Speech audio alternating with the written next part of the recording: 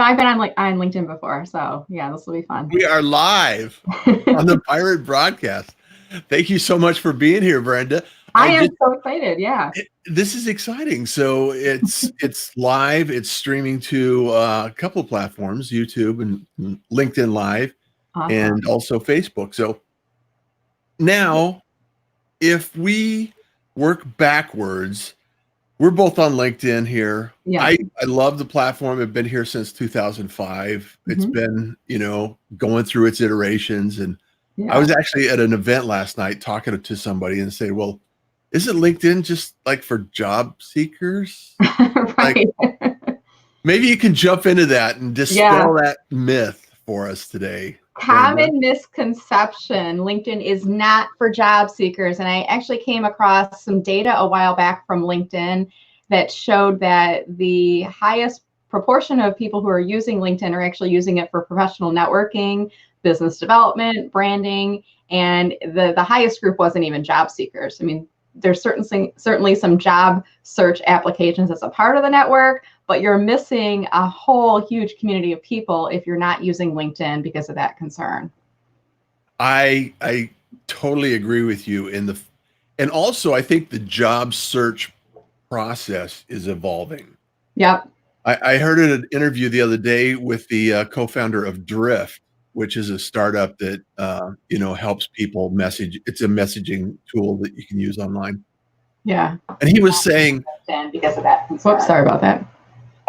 He says totally agree with you. The most active people that you look for in your employment portfolio are people that are already working. Yeah. And you network with them, you connect with them, you find out what they're looking for, and then you provide it for them and you ask them to come on board. Absolutely. And it's just one of those things that you just have to evolve into and understand that relationships and building a community around your cause or your goals or your mission is important for us. It's really part of the equation. And I just wanted to dive into that a little bit. And first I want to ask, Meller Marketing. Yeah. You're in the Detroit arena. What are you doing? How long have you been here? And tell us a little bit about you.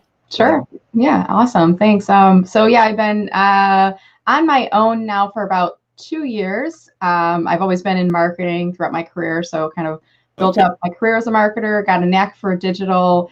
Actually, my LinkedIn story starts, I joined the network in 2006.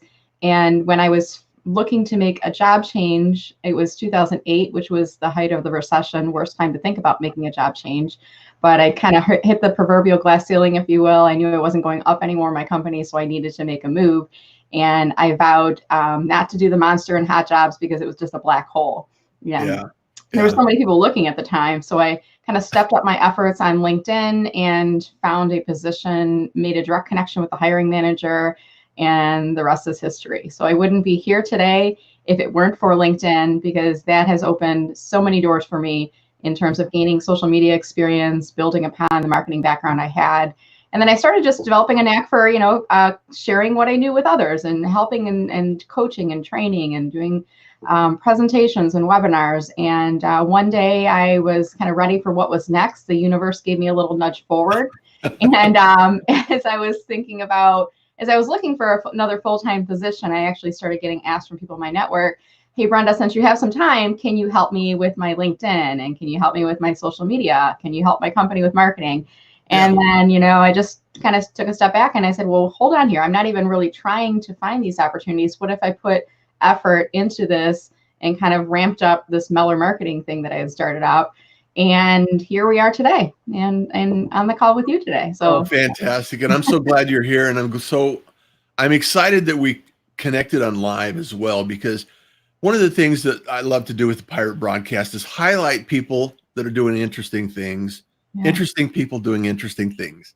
And the reality is that we all have a gift to share and we all have a knack for something. And I believe that if we can highlight it in a way that others can see what we're doing and expose it to a new audience of sorts, we're still on LinkedIn. However, my audience may not be the same audience that's looking at your feeds, right? Absolutely. And I was kind of curious how you came up with that name Pirate Broadcast too. I was going to ask you about that. So That's actually a story. So I'll tell you the short version of the story.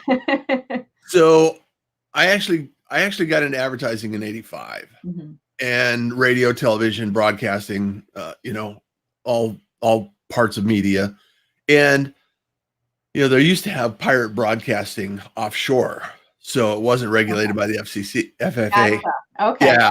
I was kind of going rogue.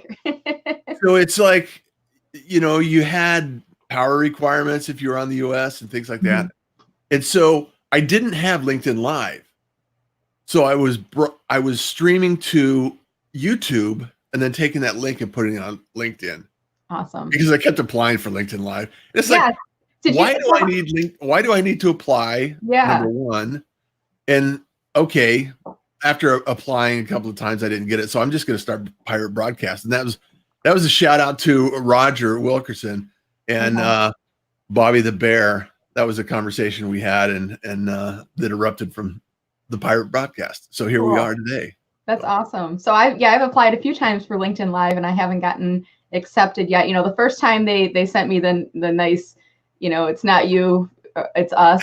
We're being very selective. Don't call us. We'll call you if we change our mind. And then I put in for it again and stone silence. And I put in another time and I'm like, okay, now I'm just going to hang out and wait until they roll it out to more people, I guess. But yeah, the thing that you might want to try is just when they send you that message, just go back, just keep going back. I mean, okay. And here's the thing. There's some statistics saying that LinkedIn Live and the longer format content isn't necessarily gaining as much traction as a lot of people anticipated. Yeah. Now, one would argue that back and forth. However, you have to take the content because my analytics is that it has about a 24-hour window, and then the view dies. Okay. So if you can get it going in 24 hours and get a new audience, and then it's all about engagement after the fact. Sure. Now, do you watch for comments during the session, or you kind of wait until after? Well, let's talk about that. I give shout outs to everybody because here today, as an example, Maureen, thank you so much for being here. Celeste, Seth, Philip, Jordan, Joe, Sherry, Rachel, Jay Andrews is here. Rachel Beck, you're awesome. And it's just a matter of seeing these people in here, and Seth is here, and but it's hard for me to have a conversation and type. Right. Because there's a delay too, right? In terms there's a delay. Yeah. So you ask the question.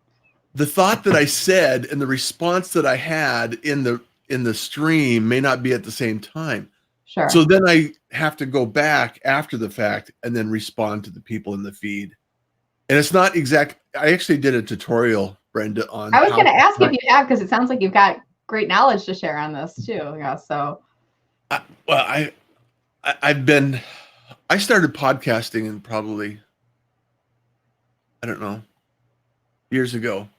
Yeah. And I used to run radio stations in Houston too. So. Okay. Yeah. So you've got the background here. And I got some background. And I've been in technology. I've been in technology since 92, 91 or something like that. Very so cool. the reality is that we all have a gift and we all have a message, and we can all share this message, and getting people like you on here changes the conversation, because when you change the conversation and you have a new perspective about what we're talking about or the subject, it just allows people to see a different perspective. Sure. Right? Absolutely. Yep. Yeah. So let's dive in a little bit, because you've been training LinkedIn for a while. You've been helping a lot of people. We all know that there are elements in the profile, and it used to be like SEO related. Right. Now it's evolving. So where have you seen the big changes take place in the profiles, and what people need to do with their profiles to Yeah. engage or actually initiate a conversation. Because that's really what it's about. For me anyway, it's not about the numbers as much as about how can I engage. Absolutely. And I guess the biggest piece of advice I would offer is you have to kind of think about your profile from two perspectives. One is the human being perspective. Really thinking about when you're working on writing your profile, who is your ideal target audience? That's who you're writing your profile for. You're not writing it for the world. If you're not looking for a job, don't write it as the same thing as a resume. You're really writing it for who is your ideal target audience, and that's who you're talking to in every area of your profile. The other element is kind of you're writing it for a computer. You are writing it in some aspects for the algorithm because you want to come up in searches for the right keywords and phrases. You want to make sure that you're filling out every area of your profile because that helps you to come up in more searches. But you kind of have to balance the computer and the technology element together. Yeah. And, even then, it's not like a set it and forget it. I mean, I was even thinking today, gosh, I've got to look back on my profile because I'm working on some new things and I want to make sure I've addressed that in my about statement. Yeah. So. Yeah. I'm way overdue on my profile and updating my profile because, things evolve and like I've helped a lot of startups get started, with strategy and building up their profile and doing some tech in the back end. And now I'm doing, because anytime you change your title, and you share it with your audience, you get a little more visibility, right? You do. Yeah. If you change your headline, if you give yourself a promotion, then it goes out as a broadcast update. If you're just tweaking the headline, once upon a time, like anytime you made a change anywhere in your profile, LinkedIn would send out a broadcast everywhere. Yeah, Russ updated his photo. Russ updated his experience. And it was kind of like annoying. So now it was very annoying. Yeah. Now the only things they put out there is, if you add a new position, if you gain a promotion, there's education updates if you're completing a degree, starting a degree. So there's really many of the fields that they used to broadcast out. They're a little bit lighter, but I think the way it works is if you give yourself a promotion job title change, then it does broadcast out. And that field that you're referring to is called headline. And just to point that out, it's not job title. It really should be a headline written field. Add a little bit of different information, adjectives, keyword phrases. And the advice I give to people is this, do a search. So let's say, for example, I was looking to hire a LinkedIn coach. I would type in the search bar LinkedIn coach. And then think about the search results, what you see in the search results. The only thing we see the headshot photo, the person's name, their headline, and then there's some other stuff like the area they're in, common connections, but we kind of ignore that. So as we're scrolling from the top of the list to the bottom, the headline is the one thing that's differentiating that person from the next person from the next person. Yeah. So if I just had LinkedIn coach, LinkedIn, I'm comparing LinkedIn coach at ABC company, LinkedIn coach at XYZ company, it doesn't differentiate me. But my headline, I have something like, I help people unlock the power of LinkedIn, and then LinkedIn coach, trainer, a couple other things. So it helps to differentiate you. And then when you're coming up in search results, you increase your odds that person's going to click on your name to go to your profile. You want to create I equate that area of your profile almost the same way that I look at subject lines in email. Right. Because the goal is to tweak it to the point where they're curious enough to click. Absolutely. Create the curiosity for the click. Yeah. And that way they can go in and see a little more, see what you have and see what you've done, et cetera, et cetera. Yep. So going down that list, and then the about, you mentioned the about. Yeah. And I've noticed that it's evolved over the years. It's like, Brenda does this and she's this way, it's in third person. And now it's changed and evolved. What tips can you share? What nuggets of knowledge? let me give you things not to do, because I think sometimes those are even more powerful than the what you do type of thing. So what not to do. Right, don't do this. Don't do this. Don't write your about statement in third person. Brenda is an experienced marketing coach who helps people unlock the power of LinkedIn. You want to use a more personal first person language. I believe in the power of LinkedIn and helping people unlock its potential, more of a first person approach. Don't neglect the fact that only 3 lines of your about statement show in the desktop and in the mobile view. And in fact, if you're watching this broadcast, either live or in playback, I want you to look at your profile afterwards in desktop view and mobile view side by side. Look at your about statement, but do not click on see more, because most people will not click on see more. I'm telling you guys the hard truth. Yeah. The right people will, but only if you've captured their attention. Okay? So if you're not getting to the point quick enough, if it's not compelling, if it's not interesting, you've lost them and they're going to click away. They're not going to click on see more. And don't not maximize the real estate for the first 3 lines. I'm kind of mixing a don't with a do here. What I mean by that is because we can only view 3 lines, don't add in a line break in between your first and your second sentence, because then you've lost some of that real estate that is push the content down too far. Right. You want to kind of nest everything up as tight as you can in the first 3 lines, and then add line breaks in, make it skimmable. In marketing terms, we call it short, snackable chunks of copy. So no long paragraphs where it's like reading War and Peace. You want it to be kind of easy to skim through. Well, especially on mobile. I mean, mobile is becoming such a big part of our society, and you're carrying around a phone all day, and I love it and I hate it. Yeah. And I love it because it's very accessible. Right. And I just get super excited about the whole fact that, I can start a podcast on my phone right now today. It's amazing, isn't it? Yeah. I mean, we're doing a live, think of this, Brenda. I mean, we are on a live broadcast. You're in Detroit. I'm in Phoenix. Yeah. And we are sharing this information with people around the world. Right. It's amazing, And we didn't have a producer. We don't have NBC. We don't have anybody. You don't have a producer working with you, a hair and makeup crew behind you? Yeah. Not that I wouldn't hate I'll be coffee in another minute over here, okay? Hey, my coffee's getting low. It's not too.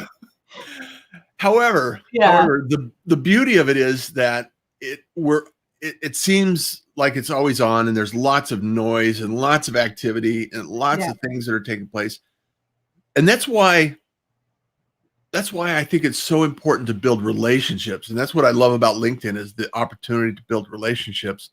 And I've been to LinkedIn Live events. I've been to, meetups with people that I've met on LinkedIn for the first time. And I feel like I walk in the room and I know everybody. Yeah. I mean, you're the kind of person, if I saw you in person, even before today's broadcast, I mean, we've had some messagings and exchange, and I just immediately, like your personality, I just feel like we meshed really well. And you're the kind of person that I think you're kind of a giving it forward type of person, relationship builder. And we're able to build those relationships with people online, so that when we do meet in person, it's not like we're starting off from zero, or, we kind of feel like we already know you pretty well. It's like, oh, you're a celebrity. Can I get your autograph?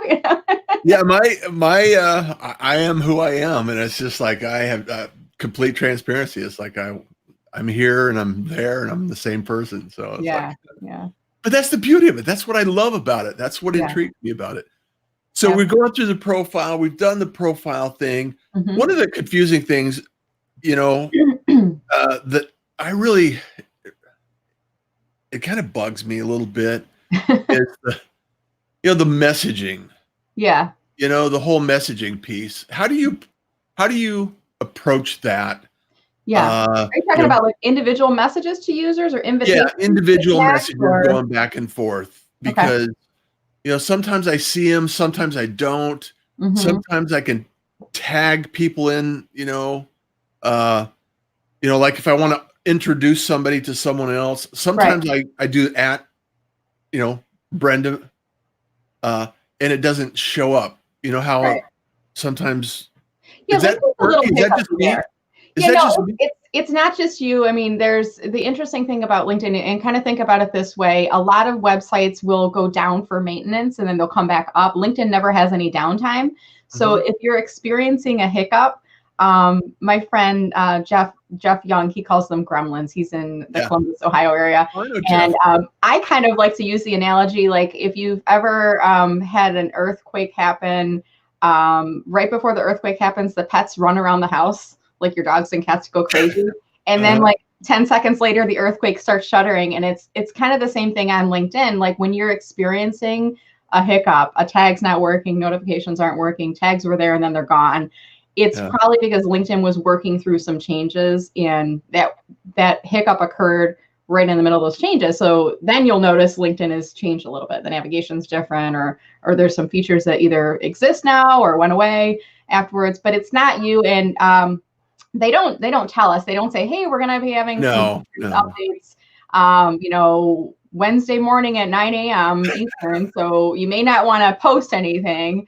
It's just more, it happens in the middle of it. And I mean, my workaround there is try it again, give it 5 minutes. If it doesn't work, if you're in Chrome, go in Internet Explorer. Sometimes that fixes the issue. And if still it's an issue, just try it again another hour or two later, and it usually corrects itself.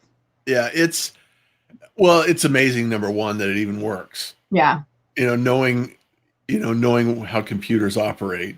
Yeah. It's a monumental task to have 6 million people on a platform that continues to operate, and that we can live stream on and everything else. Like, oh yeah, not a big issue. The other thing that is somewhat frustrating at times, and I'm not gonna, I'm not complaining. I'm coming from a place of gratitude.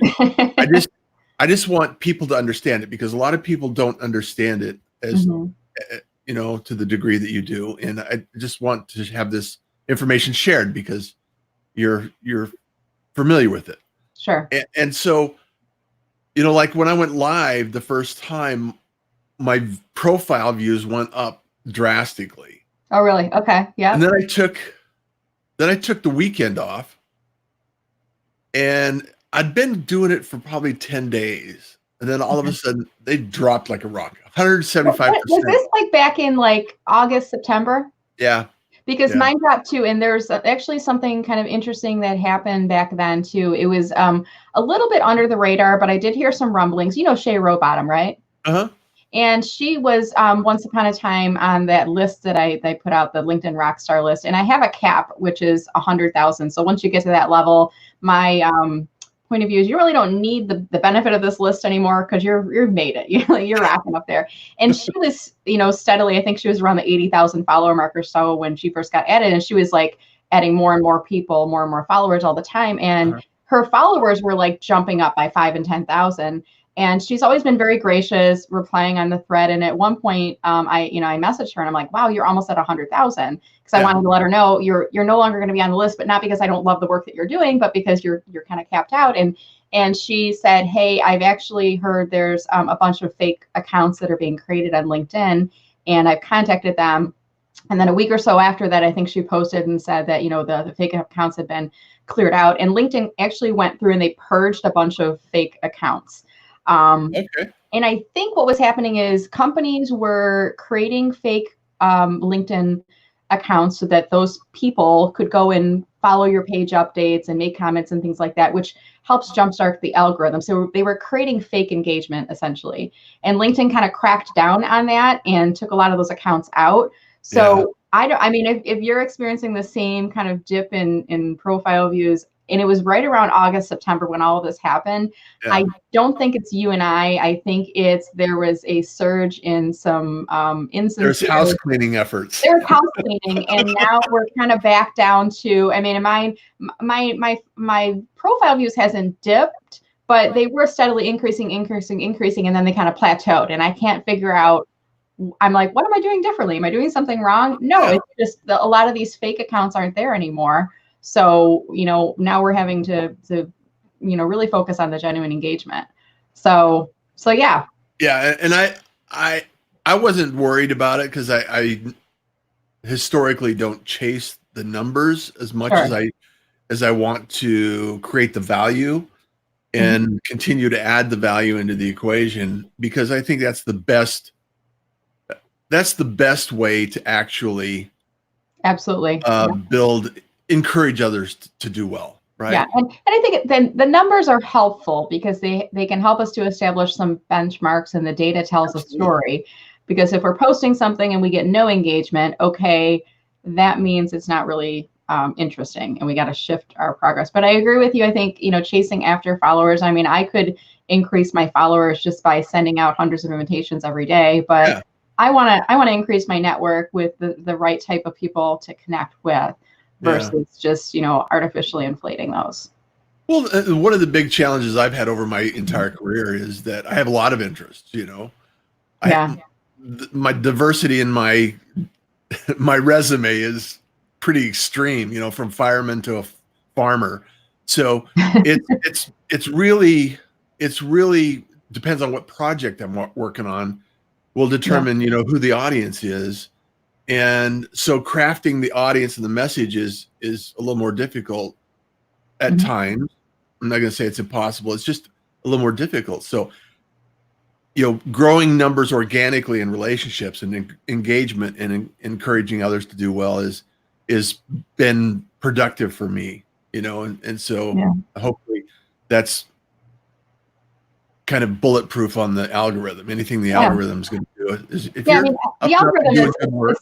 The algorithm is essentially trying to promote and reward genuine engagement, but there are, unfortunately, people out there that are trying to game the system, whether it's creating a pod or other techniques to kind of work around, but it does come back to kind of trying to understand what it is that LinkedIn is rewarding in terms of behavior, activity, engagement, and really that's based on what your network is doing in terms of how they're responding to posts and different things. So, Well, anything, it rewards value. It does. That's the way to look at it. It rewards value. So if you're putting value out, you might get a reward. Yeah, absolutely. Yeah. So you brought up your list. Yeah. I love your list. I love the work that you're doing and the content that you capture like that. That feels to me like a lot of effort. And you said that it's not that much effort. Yeah. So what's the truth? I mean, halfway between. Now that it's up, it's really not. I mean, it's probably about an hour a week to obtain the data, drop it in the chart, do the calculations, sort, create the images. I work fast and I have the templates that are already in place. You have a system. I do have a system and I have processes. What's more time consuming, and it's not a negative thing, it's actually a positive thing. What's more time consuming is the engagement after I post it. I watch for comments and I'm replying back with comments, I'm answering questions, and as every person, if the people on the list are commenting and they're thanking me, I want to acknowledge them and say, you're welcome. And, some weeks I'm like, why do I do this? What am I really doing this for? But I originally started this and it's what it's called. I call it the Meller Marketing LinkedIn Rockstars. So Meller Marketing, it's me. It's not LinkedIn. It's not the Forbes Fortune 500 list. It's just me. And it started, I was inspired by John Asperian, who he is a heavy LinkedIn user coach. He's a technical copywriter based in the UK.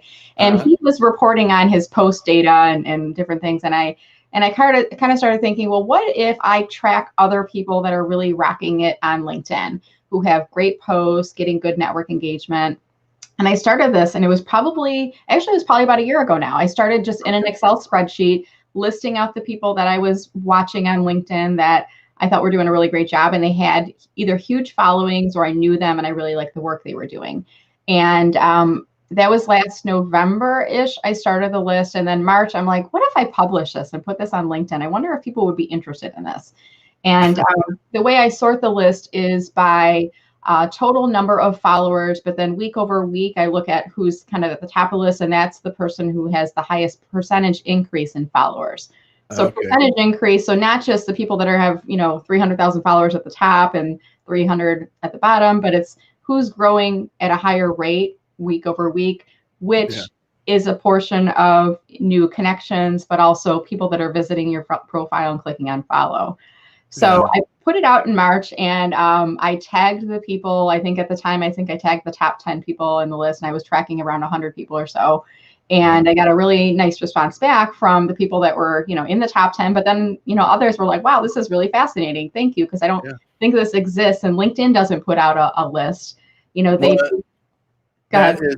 is so true. And I just have to applaud you for doing the work and the effort. And I think it's fascinating.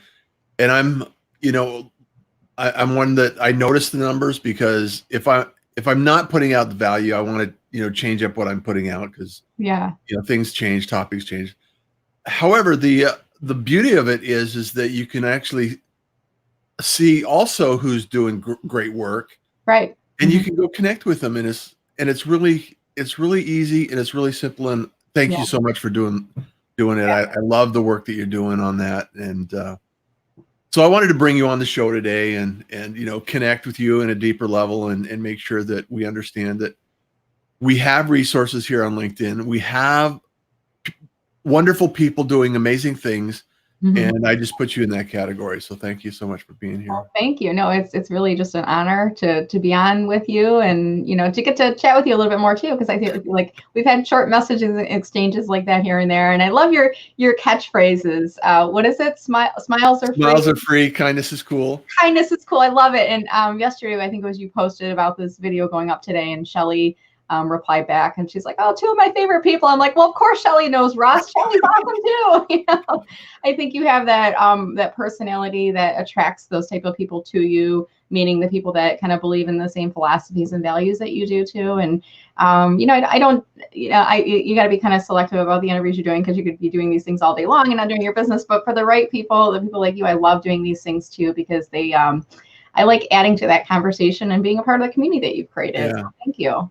Well, I know we're all so busy and everything, in our lives, and taking the time out to do this is an honor and a privilege to be able to highlight you and get to know you better. So I thank you for doing that. And it seems like our time has just like I was looking at the clock here. Wow, has it been a half hour already? Yes, it has been a half hour, and I like to keep these shows about a half hour, because just it makes sense, and it's if I believe that the consistency longer term over time will be the deciding factor in sticking around, right? Absolutely. Yeah. If people know what to expect, they're going to come in and get a half hour, versus is it going to be an hour and 20 minutes today, or what's happening here? What's Russ going to bring to the table today? So right. What's Pirate Broadcast going to do today? Yeah. And that's kind of the thought process I had, because it's the same thing in radio. You expect a certain show at a certain time, and it's just I think a good practice. So we'll see how it unfolds. Well, now that I know too, these are every, what is today? Wednesday? Tuesday? Today is Wednesday the 30th. So it's every Wednesday at this time, right, Ross? So it's every day, Monday through Friday, 7 a.m. Every day, even. Gosh, well, I will make sure. Well, it's not weekends. I do take the weekends off. Okay. And I still pop in a couple of 2-minute tips here and there. So awesome. I still do the 2-minute tips, but okay. Good. Thank you so much. Keep my phone nearby and during those times so I can watch your other live broadcasts too. So thank you. And so, as you know, thank you so much for being here, Brenda. Kindness is cool. Smiles are free. And you enjoy the day. Thank you, Russ. Have a good one as well.